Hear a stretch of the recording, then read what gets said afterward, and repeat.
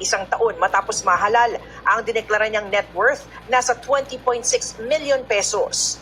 Pagtaas siya na mahigit 2,041% sa loob ng 20 taon kung ikukumpara sa kanyang net worth ngayon.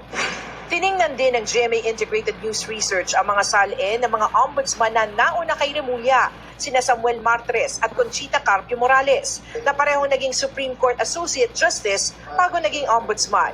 Pero tanging mga salin lamang noong nakaupo na sila bilang ombudsman ang aming nakuha. Ang pinalitan ni Remulla na si Martres ang naglagay ng restrictions noon sa pagsasapubliko ng mga salin. Ang kanyang net worth nang magtapos ang termino noong Hulyo, nasa 78 million. 48 million na dineklarang cash on hand, bank deposits, bonds at mutual funds ni Martres. Meron din siyang corporate shares na 23 million na kanyang dineklarang inheritance.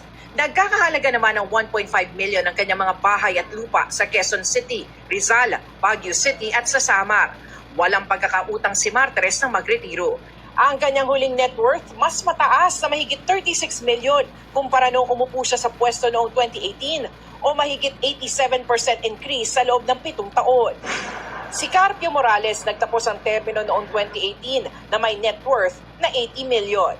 Malaking bahagi nito, 54 million ay cash on hand, investments, pension at retirement benefits. Nasa mahigit 19 million ang real property si Carpio Morales, karamihan mga condo units sa Taguig, Makati, Maynila at Baguio City. Walang nilistang utang si Carpio Morales nang magretiro. Kung ikukumpara sa kanyang salin ng umupo bilang ombudsman, lumago ang kanyang net worth na mahigit 96% sa loob ng 7 taon. Para sa GMA Integrated News, Sanima Refran, nakatutok, 24 oras. Umupa na ang baha sa ilang lugar sa Cebu City pero panibagong dagok ang tumataas na kaso ng leptospirosis na umabot na sa 23. Paalala ng mga doktor, agad magpatingin kung lumusong sa baha.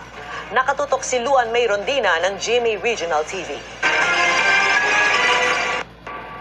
Nasa ICU sa isang hospital sa Cebu City ang 57 anyos na si Dominador Apaap matapos ma-diagnose ng severe leptospirosis. Ayon sa kanyang pamilya, matapos manalasa ng Bagyong Tino, nilagnat daw ang padre di pamilya. Naibong na lang minamurag for how many days. Maglisod naman siya ginhawa. Nya, dili siya ka barog. Walay gusto ginihang mga bagtak. Magpatabang siya na mo og barog.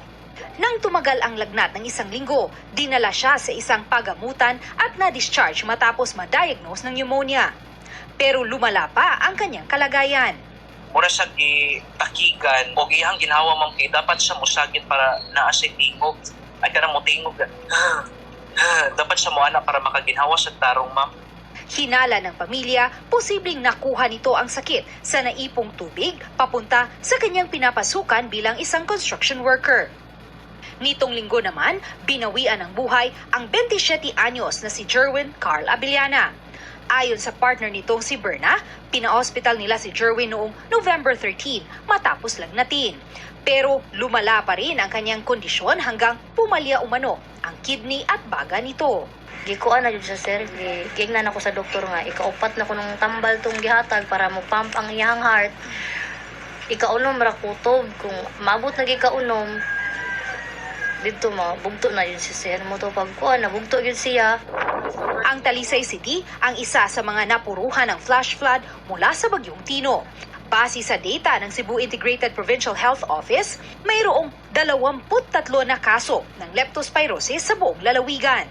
Paalala ng mga doktor, inaasahang lilitaw ang mga kaso ng leptospirosis sa mga panahong ito dahil tapos na ang incubation period mula nang magbaha. Nagawa sa mga hilanat, dapat suuan na sakit sa lawas. Nakita mo salig ani labi na kumuyelo na ang mata. So, mao ni atong bantayan ng jud. So, we have the signs and symptoms man na kuan mo in the floodwaters, then definitely di ta maghuwat-huwat. Kaya matambalan man ni.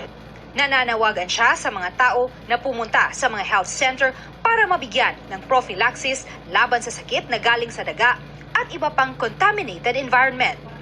Para sa GMA Regional TV at GMA Integrated News, Luan Merondina, nakatutok 24 oras.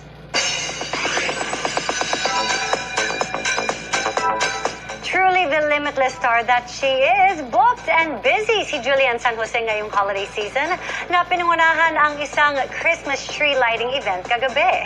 At beyond grateful din si Julie sa mga sumuporta sa kanyang newest single. Makichika kay Aubrey Carampez. Matapos ang ilang linggong blind auditions at battles, it's sing-off's time kung saan magpapasiklaban ang top 4 talent ng bawat coaches. Ayon kay Coach Julian San Jose, handang-handa na ang kanyang Jewel Squad, gayon din ang kapwa niya coaches para magbigay ng magandang show na maka-highlight ang talento ng mga bata. Ibang level talaga yung kanilang, yung pagpupursige, tsaka yung, alam mo yun, talaga yung hunger nila to be in this industry. The kids deserve to be known all over the world, not just here. Kasi sobrang grabe, ibang level talaga yung talent nila. Ipinamalas naman ng Limitless Star ang kanyang vocal prowess sa Christmas tree lighting sa Eastwood City kagabi. Ang pagkanta ni Julie ng All I Want for Christmas Is You, sinabayan ng pagpapailaw ng art installations at giant Christmas tree sa open park na disenyo ng visual artist at puppet designer na si Micaela Teodoro. Pinailawan din ang giant dandelions attraction na disenyo naman ng French-Filipino artist na si Olivia Daboville. To conclude the festive night, nagkaroon din ng bonggang fireworks display. It feels great kasi, yung parang kumanta ka lang ng mga Christmas songs, talaga mararamdaman mo na kahit busy ka, marami kang ginagawa, like, oh my gosh, like, Christmas is really near. Nag-share rin si Julie ng kanyang Christmas wish. Yung